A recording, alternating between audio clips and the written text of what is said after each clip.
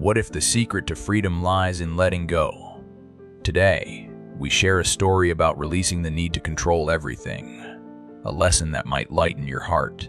Hit subscribe and the bell to join our journey of wisdom. This is the Farmer's Reign. In a quiet valley where fields stretched like green quilts under a wide sky lived a farmer named Taro. His farm was his pride, with rows of rice swaying gently and vegetables bursting with color. Taro worked from dawn to dusk, his hands calloused, his eyes sharp. He planned every seed, every harvest, every drop of water. The villagers admired his crops, but they noticed Taro never smiled. His mind was always racing and chasing a perfect season that never came. Taro's greatest worry was the rain. Some years it poured too much, flooding his fields. Other years the sky stayed dry and his crops wilted. Every morning he'd squint at the clouds, muttering, "If only I could make the rain come when I need it." He dug trenches to catch water, built shelters to block storms, and checked the sky endlessly. But the weather did as it pleased, and Taro's heart grew heavy. "Why can't I control it?" he'd grumble, tossing in his sleep. One summer the sky turned stubborn. Days passed without a single cloud, and Taro's fields began to crack. He hauled water from the river, bucket by bucket, his back aching. The villagers offered help, but Taro waved them off. "This is my farm," he said. "I'll fix it myself." By evening, he'd collapsed by his fields, staring at the empty sky, his fists clenched. One day, as Taro dragged his buckets, an old monk appeared on the path. His robe was patched, his sandals worn, but his face held a quiet calm, like still water. He carried a bamboo staff and a small sack of rice. "You look troubled, farmer," the monk said, his voice soft as a breeze. Taro wiped sweat from his brow. "The rain won't come," he said. "My crops are dying, and I can't stop it, Ba." The monk tilted his head. "What do you fight the sky?" Taro frowned. "If I don't, my farm fails. I have to control it." The monk smiled, pointing to a dry stalk of rice. "Look at this plant. It doesn't curse the sky. It waits, and when the rain comes, it drinks." Taro scoffed. "Waiting won't save my fields. I need to act." The monk sat on a rock, offering Taro a sip from his water gourd. "Walk with me," he said. "Just to the hill." Taro hesitated. His bucket sat heavy, his fields begging for water. But the monk's eyes held a spark, like he knew something Taro didn't.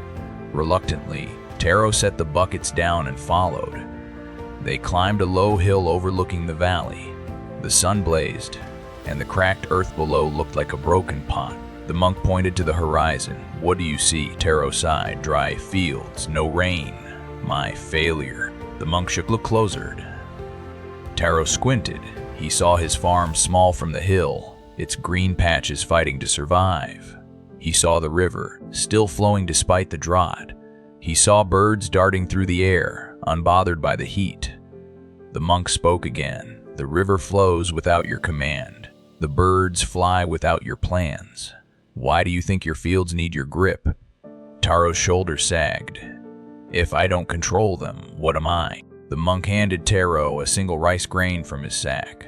"Hold this," he said. "Can you make it grow right now?" Taro stared at the tiny grain. "No," he admitted. "It needs soil, water, time." The monk nodded. "Exactly. You plant it, you care for it, but the growing, that's not yours to force. Let go of what you cannot hold, and you'll find room for what you can." Taro looked at the grain, then at his fields. His chest felt tight, like a knot he'd tied himself. "But what if the rain never comes?" he asked. The monk's eyes crinkled.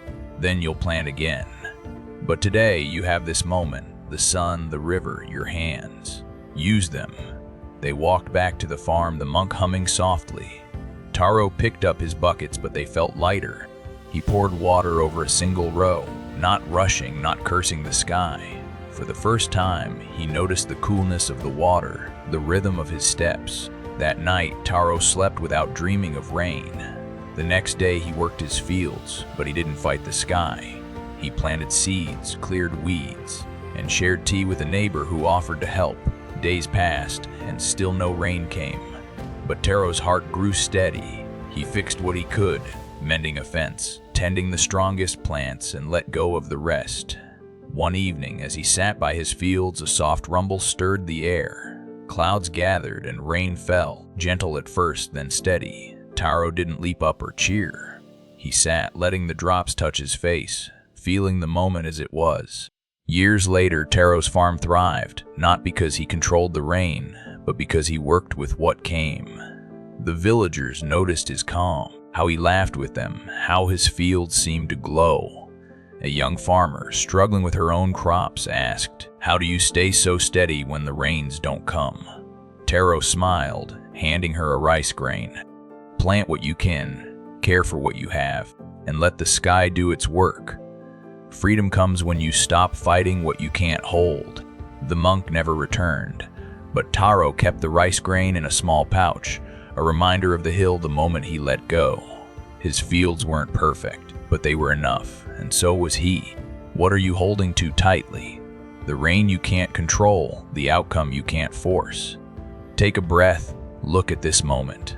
What can you do with it right now? Share your thoughts in the comments, and let's grow together.